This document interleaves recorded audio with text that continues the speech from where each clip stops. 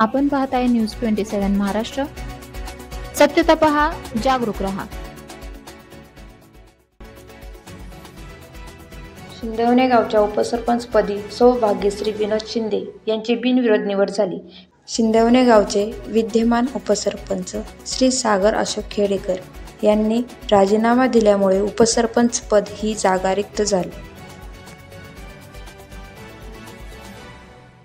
संत यादव बाबा प्रगत पॅनेलच्या वतीने वॉर्ड क्रमांक 1च्या ग्रामपंचायत सदस्या सौभाग्यश्री ताई विनोद शिंदे यांना उपसरपंच पदाची संधी दिली.